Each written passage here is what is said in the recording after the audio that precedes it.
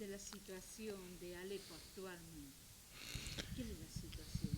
Oui, avant de vous répondre en détail et d'une façon pratique sur Alep, je voudrais remercier aussi l'accueil de l'Église d'Espagne en ce lieu, dans la personne de Monseigneur Manuel et les Pères Trinitaires qui m'ont donné cette occasion de rencontrer tant de gens en Espagne.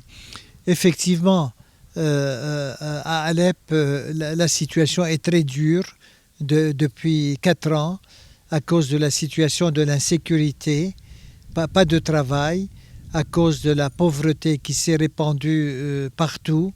Et par conséquent, c'est une situation plutôt dure et éprouvante, et plus encore pour les chrétiens qui sont minoritaires, ils se sentent un peu menacés et obligés à émigrer le pays. Antes de empezar a contestar a su pregunta, quisiera agradecer a la Iglesia de España y concretamente a la Iglesia de Santander, representada aquí por su cabeza, Monseñor Manuel, y a los Padres Trinitarios también, la acogida que ha tenido en esta primera vez, en este encuentro que ha venido aquí en Santander. La situación de la Iglesia en Alepo es una situación muy dura en el sentido de que no existe trabajo, no existe alimentos, no existe nada, entonces la gente está de alguna forma desesperada. Por lo tanto, la situación que se está viviendo en Alepo es una situación muy difícil. Tout d'abord, je voudrais dire que Alep était une ville très évoluée, une ville très citadine, avec une civilisation, avec des traditions. Et malheureusement, la guerre a tout détruit. Et comme vous venez de le dire, tout d'abord, on n'a pas d'eau, on n'a pas d'électricité. Et imaginez-vous une ville avec plus de 2 millions d'habitants, sans eau, sans électricité. Il faut s'organiser, il faut s'arranger avec cette situation tellement dure. Bien sûr, c'est le travail de Caritas de soutenir les gens. Et les gens disent aujourd'hui, sans Caritas, ils seraient tous partis ou ils seraient tous morts. Pas seulement Caritas, beaucoup d'organismes et aussi Aide à l'Église en détresse, Kirche Inot fait beaucoup, tout particulièrement pour les chrétiens. Donc, nous sommes surtout organisés dans plusieurs programmes que je pourrais développer plus tard. Como usted puede comprender, la situación de un sitio, un lugar donde no hay agua, no hay electricidad, como ya se ha dicho antes, y viven más de 2 millones de personas, pues es una situación catastrófica. Aparte de esto, hay otros organismos que a través de Cáritas, porque Monseñor Audo es el presidente de Cáritas Siria, pues a través de Cáritas están organizando la ayuda a todas estas personas. No solamente Cáritas, sino que también existen otros organismos como Ayuda a Iglesia Necesitada y otras asociaciones que están colaborando para que los programas de Cáritas se puedan llevar adelante y poder asistir a todas estas personas que están en la indigencia. Je marche dans la rue à Alep presque tous les jours. Je fais une promenade d'1 heure, rien que de regarder les enfants qui vont nu-pieds dans les rues. Ils sont exploités, ils sont devant les voitures à quémander. Rien qu'à voir les personnes âgées qui n'ont pas le moyen de se nettoyer, de prendre une douche, de s'habiller correctement. J'ai l'impression à chaque fois d'être assiégé par la misère. Parce que, pour tout vous dire, les riches sont partis de Syrie, ils ont les moyens. La classe moyenne est devenue pauvre, les pauvres sont devenus misérables. Et c'est la vision de tous les jours, de toutes les heures, et c'est quelque chose qui nous oppresse profondément. Et l'Église est là pour servir, pour essayer de soulager autant que possible. Cuando él marcha por las calles, pasea por las calles de Alepo, se encuentra siempre con niños que no tienen zapatos, que van descalzos, con personas mayores que no se pueden duchar, que no pueden comer.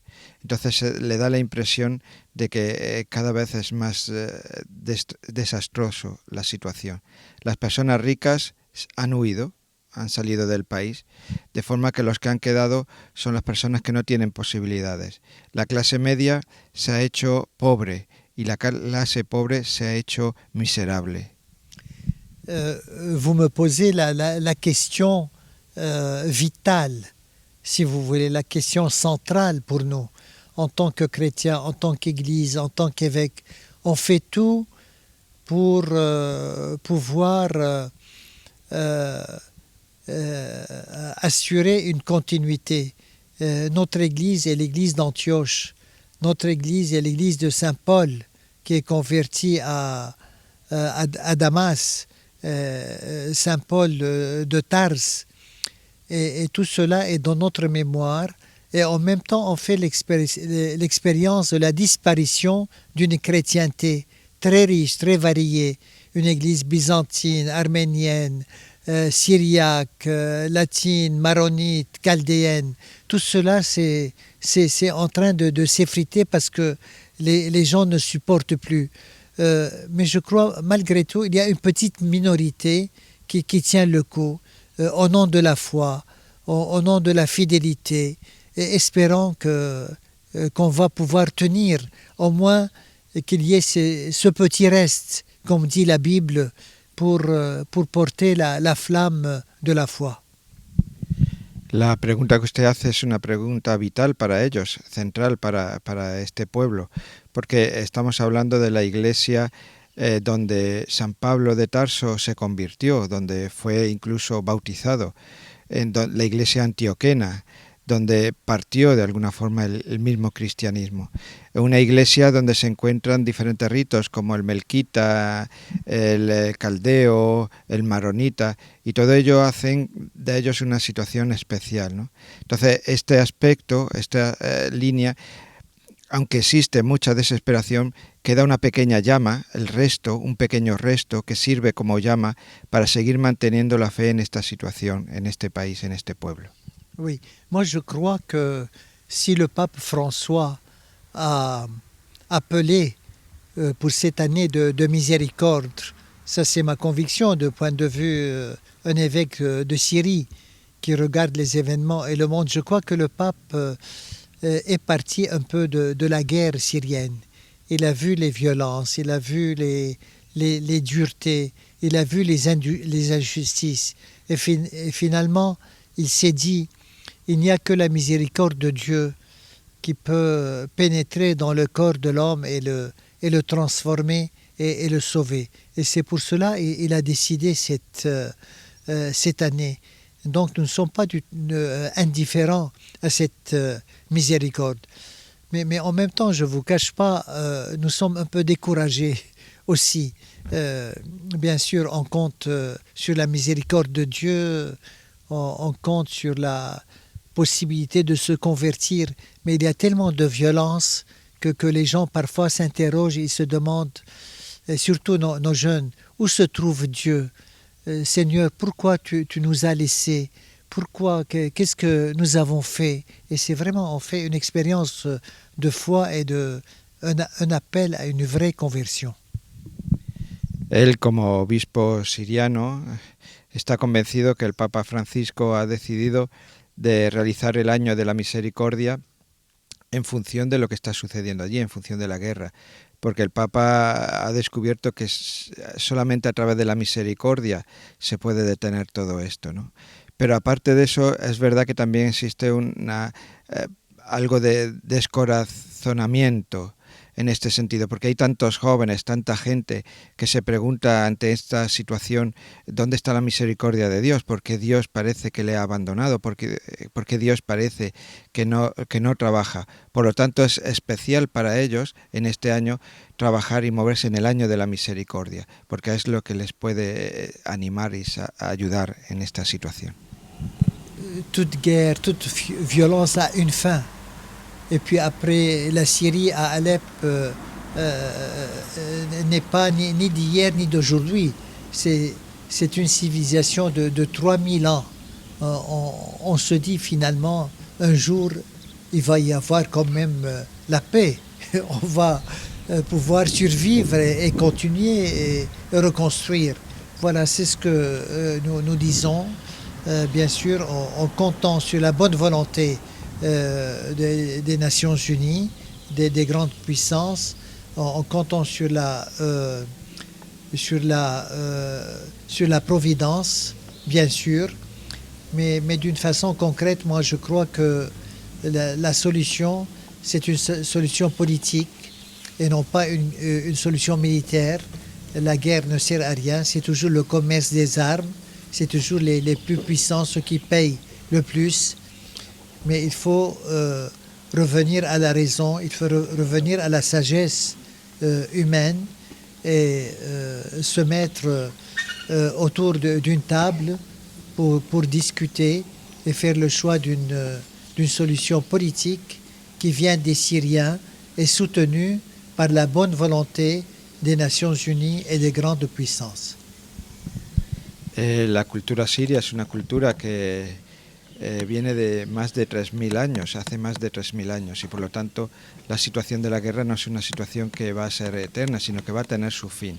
Esperan que cuanto antes tenga ese fin, pero saben que lo va a tener antes o después. Entonces, en esta situación se espera que a través de Naciones Unidas o las demás potencias que ayuden a crear la paz. Pero la paz no puede venir fuera de Siria, sino que la paz tiene que surgir desde dentro de Siria. No puede ser impuesta desde fuera por otro organismo de Siria, sino que tiene que ser una solución política, no de guerra, porque la guerra nunca puede dar paso a la paz, sino una solución política desde el interior de Siria que ayude a crear la paz de forma definitiva. Claro está, con la ayuda de Naciones Unidas y las demás potencias. Moi aussi, je viens comme pèlerin pour prier. Un lieu de pèlerinage, c'est pour demander une grâce humblement. Et je crois comme toujours la Vierge Marie, elle attire les gens simples, ces bergers ici même au XVIIe siècle. Elle a attiré Bernadette, la pauvre fille à Lourdes. Elle a attiré les petits-enfants au Portugal. Et donc, dans le même sentiment, je viens comme un petit enfant, au nom de tous les Syriens, prier la Vierge Marie de nous donner la paix, elle qui se laisse attirer par les pauvres, par les humbles. Et elle est toute puissante, comme nous la prions dans nos liturgies orientales. Et nous avons confiance dans sa compassion, dans sa maternité toute divine et toute humaine. Él viene como peregrino y sabe que la Virgen se muestra a la gente humilde, como se mostró a Bernadette en Lourdes o a los niños en Portugal, en Fátima.